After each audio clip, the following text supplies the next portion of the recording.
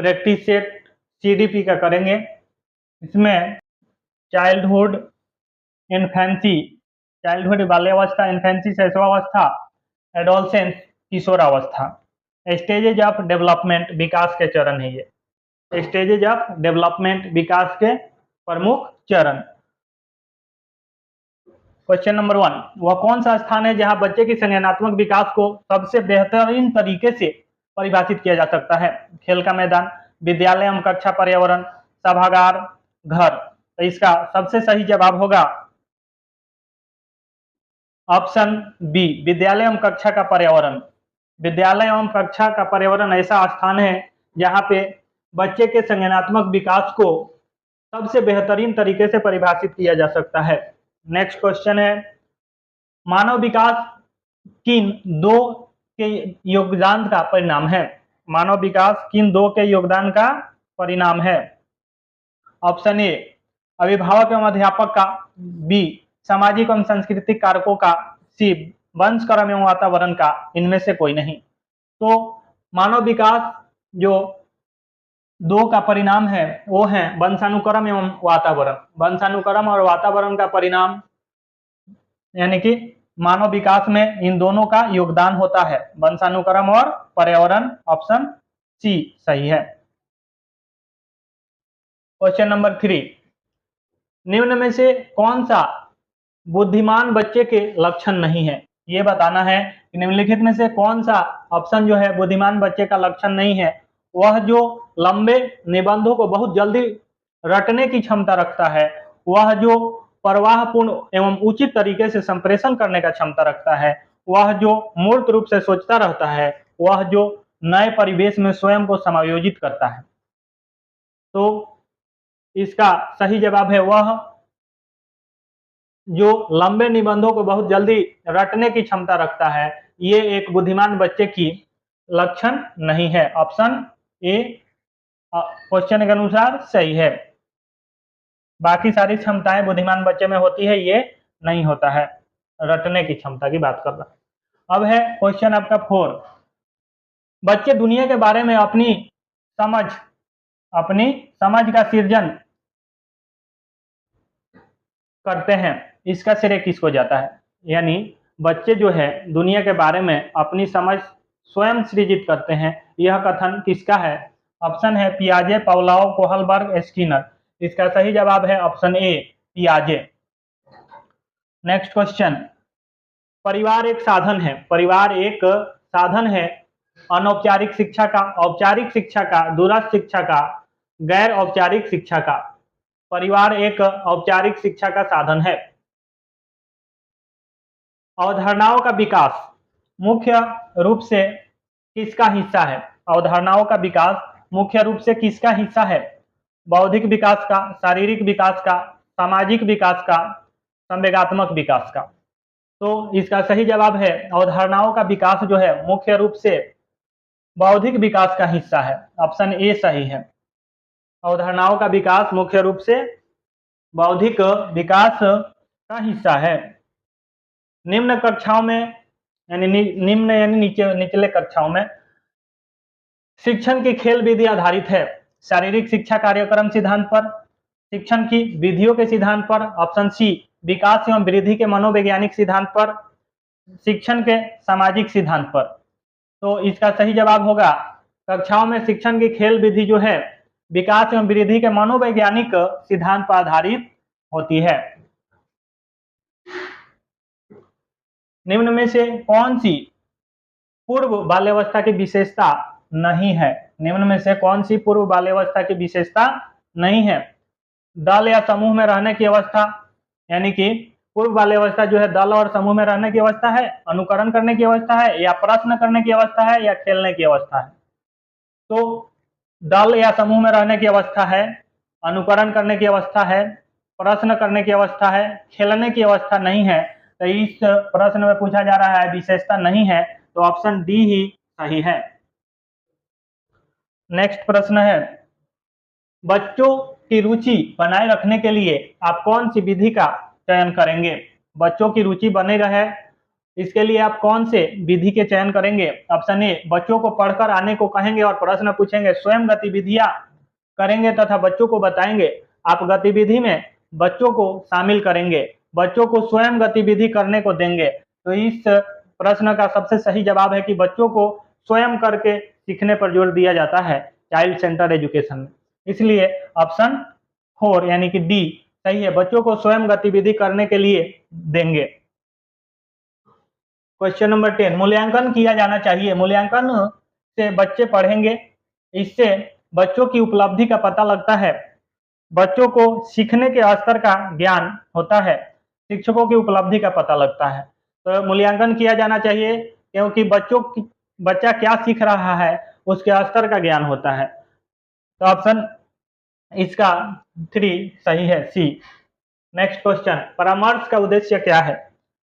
बच्चों को समझना, बच्चों की कमियों का कारण का पता लगाना, बच्चों को समायोजन में सहायता प्रदान करना, उपरोक्त सभी।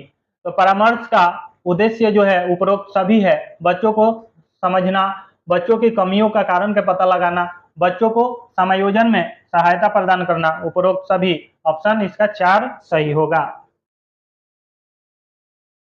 शिक्षा मनोविज्ञान की दृष्टि से निम्न में से कौन सा कथन सत्य है? बच्चे अपने ज्ञान का सृजन स्वयं करते हैं। विद्यालय में आने से पहले बच्चों को कोई पूर्व ज्ञान नहीं होता है। अधिगम प्रक्रिया में बच्चों को कष्ट होता है। बच्चे यथावत वही सीखते हैं जो उन्हें पढ़ाया जाता है। तो इसमें 3 ऑप्शन जो है तीनों मनोवैज्ञानिक दृष्टिकोण से सत्य नहीं है, यानी कि ये तीनों कैंसिल। 1 नंबर सटीक जवाब है कि बच्चे अपने ज्ञान का सृजन स्वयं करते हैं, ये मनोवैज्ञानिक दृष्टिकोण से सत्य है। क्वेश्चन है, बच्चों में नैतिकता की स्थापना के लिए सर्वोत्तम मार्ग। बच्चों में नैतिकता की स्थापना के लिए सर्वोत्तम मार्ग, उन्हें धार्मिक पुस्तक पढ़ाना, शिक्षक का आदर्श रूप में व्यवहार करना, उनका मूल्य शिक्षा पर मूल्यांकन करना, उन्हें प्रातः कालीन सभा में उपदेश देना। सबसे सटीक जवाब इसमें है, बच्चों में नैतिकता की स्थापना के लिए सर्वोत्तम मार्ग तो शिक्षक का आदर्श रूप में व्यवहार करना। ऑप्शन बी सही है। शिक्षक एवं विद्यार्थी के मध्य संबंध होना चाहिए, स्नेह का, विश्वास का, सम्मान का, ये सभी। तो शिक्षक और विद्यार्थी के मध्य जो है स्नेह, विश्वास, सम्मान, इन तीनों का जो है संबंध होना चाहिए, अर्थात ऑप्शन 4 डी सही है। एक अच्छा अध्यापक विद्यार्थियों के मध्य बढ़ावा देता है। एक अच्छा अध्यापक जो होता है वह विद्यार्थियों के मध्य किस चीज को बढ़ावा देता है? ऑप्शन है प्रतियोगिता की भावना को, सहयोग की भावना को, प्रतिद्वंद्विता की भावना को, तटस्थता की भावना को। तो इसका सही जवाब है, एक अच्छा अध्यापक विद्यार्थियों के मध्य बढ़ावा देता है, सहयोग की भावना को बढ़ावा देना चाहिए। ऑप्शन बी सही है। मानसिक रूप से स्वस्थ अध्यापक की विशेषता क्या है? वह संवेदनात्मक रूप से संतुलित है, उसे अपने विषय का गहन ज्ञान है, वह अत्यधिक संवेदनशील है, वह सख्त अनुशासन पसंद करता है। तो इसका सबसे सही जवाब है, वह संवेदनात्मक रूप से संतुलित होना चाहिए। ऑप्शन ए सही है। नेक्स्ट प्रश्न है, शिक्षा का अति महत्वपूर्ण उद्देश्य आजीविका कमाना, बच्चों का सर्वांगीण विकास करना, पढ़ना एवं लिखना सिखाना, बौद्धिक विकास। तो इसका सबसे सही जवाब है, बच्चों का सर्वांगीण विकास करना शिक्षा का अति महत्वपूर्ण उद्देश्य है। ऑप्शन बी सही है। बच्चे की बुद्धि लब्धि 90 से 110 के बीच है, वह सामान्य बुद्धि का होगा, प्रखर बुद्धि का होगा, उत्कृष्ट बुद्धि का होगा, प्रतिभाशाली बुद्धि का होगा।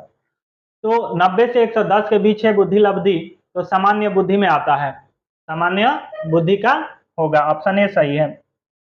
सतत एवं व्यापक मूल्यांकन में व्यापक मूल्यांकन शब्दावली का क्या तात्पर्य है? सभी विषयों का मूल्यांकन, शैक्षिक क्षेत्र का मूल्यांकन, शैक्षिक एवं शैक्षिक क्षेत्र का मूल्यांकन, शैक्षिक क्षेत्रों का मूल्यांकन। तो इसका सही जवाब है सतत एवं व्यापक, सीसीई इसको बोलते हैं, सीसीई कंटिन्यूअस एवं कॉम्प्रिहेंसिव इवैल्यूएशन, सीसीई कंटिन्यूअस एवं कॉम्प्रिहेंसिव इवैल्यूएशन। इसमें शैक्षिक एवं शैक्षिक दोनों क्षेत्रों का मूल्यांकन किया जाता है। ऑप्शन सी सही है। दीक्षा द्वारा पूछे गए एक प्रश्न का उत्तर शिक्षक तत्काल नहीं दे सकता है, शिक्षक की प्रतिक्रिया क्या होनी चाहिए? शिक्षक द्वारा दीक्षा को चुप करा देना चाहिए, शिक्षक द्वारा दीक्षा का ध्यान बता देना चाहिए, शिक्षक को कहना चाहिए मैं नहीं जानता हूं, डी शिक्षक द्वारा इस प्रश्न का सही उत्तर बाद में समझ कर देना चाहिए। तो इस प्रश्न का सही जवाब है ऑप्शन 4 डी, शिक्षक द्वारा इस प्रश्न का सही उत्तर बाद में समझ कर देना चाहिए यदि उस समय नहीं आ रहा है तो। बच्चों की जिज्ञासा शांत करनी चाहिए, जब फुर्सत मिले शिक्षक को तब, जब विद्यार्थी फुर्सत में हो तब, कुछ समय के बाद, तत्काल जब विद्यार्थी जिज्ञासा की गई हो, यानी कि तत्काल जब विद्यार्थी की जिज्ञासा की गई हो। तो बच्चों की जिज्ञासा शांत करनी चाहिए तत्काल, तत्काल जब विद्यार्थी ने जिज्ञासा की हो। आप अनपढ़ माता पिता के बच्चों को अंग्रेजी सिखाना चाहते हैं, आप बच्चे से अंग्रेजी में बात करेंगे, आप बच्चों को अंग्रेजी में बोलने के लिए बाध्य करेंगे, आप बच्चों को मातृभाषा में बोलने से रोकेंगे, आप उसे मातृभाषा की सहायता से अंग्रेजी सिखाने का प्रयास करेंगे। तो इसका सबसे सही जवाब यही है कि आप उसे मातृभाषा की सहायता से अंग्रेजी सिखाने का प्रयास करेंगे। ऑप्शन डी सही है। बच्चे के लिए निःशुल्क एवं अनिवार्य शिक्षा का अधिकार अधिनियम कितने वर्ष के बच्चे के लिए लागू किया गया? 6 से 14, 7 से 13, 5 से 11, 6 से 12। इसका सही जवाब है 6 वर्ष से लेकर 14 वर्ष के बच्चों को जो है निःशुल्क एवं अनिवार्य शिक्षा का अधिकार अधिनियम आरटी लागू किया गया, राइट टू एजुकेशन। शिक्षक को ज्ञान होना चाहिए अध्यापन विषय का, बाल मनोविज्ञान का, शिक्षा संहिता का, अध्यापक विषय एवं बाल मनोविज्ञान दोनों का। तो शिक्षक को अध्यापन विषय एवं बाल मनोविज्ञान दोनों का ज्ञान होना चाहिए। अध्यापन विषय,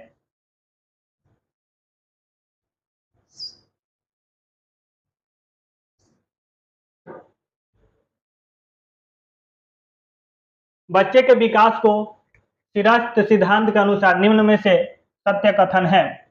विकास सिर से पैर की ओर होता है, विकास पैर से सिर की ओर होता है, विकास मध्य भाग से परिधि की ओर होता है, उपरोक्त में से कोई नहीं। तो इसका सही जवाब है उपरोक्त में से कोई नहीं। सिरस्थ सिद्धांत के अनुसार इनमें से कोई सही नहीं है। सिरस्थ का मतलब हुआ मध्य से बाहर की ओर। गार्डनर ने 7 बुद्धि का अधिगमान निर्धारित किया है, इनमें से कौन सा सही नहीं है?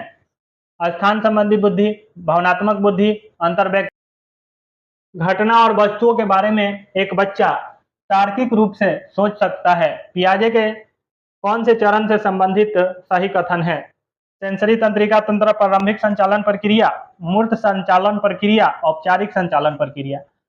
घटना और वस्तुओं के बारे में एक बच्चा तार्किक रूप से सोच सकता है, तार्किकता का विकास हो चुका है, तो मूर्त संचालन में आएगा ऑप्शन 3 सी सही है। सहयोगात्मक रणनीति की श्रेणी में महिलाएं निम्न में से संबंधित नहीं होती है। सहयोगात्मक रणनीति की किस श्रेणी में महिलाएं निम्न में से संबंधित नहीं है? स्वीकार्यता, प्रतिरोध, क्रांति, अनुकूलन। तो इसका सही जवाब होगा ऑप्शन बी प्रतिरोध। प्रतिरोध में जो है महिलाएं शामिल संबंधित नहीं होती हैं। व्यक्तिक भिन्नता के मिलन के संबंध में एक अध्यापक की भूमिका होनी चाहिए। ऑप्शन ए व्यक्ति के दृष्टिकोण, अभिरुचि और योग्यता को जानने के प्रयास, बी व्यक्ति आधारित पाठ्यक्रमों को उनकी आवश्यकता के अनुसार समझने की कोशिश, उपरोक्त दोनों, उपरोक्त में से कोई नहीं। ऑप्शन सी सही है, उपरोक्त दोनों।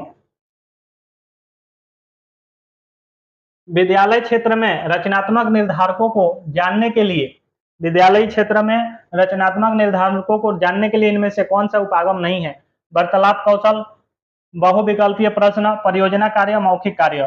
तो विद्यालय क्षेत्र में रचनात्मक निर्धारकों को जानने के लिए इनमें से कौन सा उपागम नहीं है? तो बहुविकल्पीय प्रश्न जो होगा ये नहीं होगा, ऑप्शन बी सही है।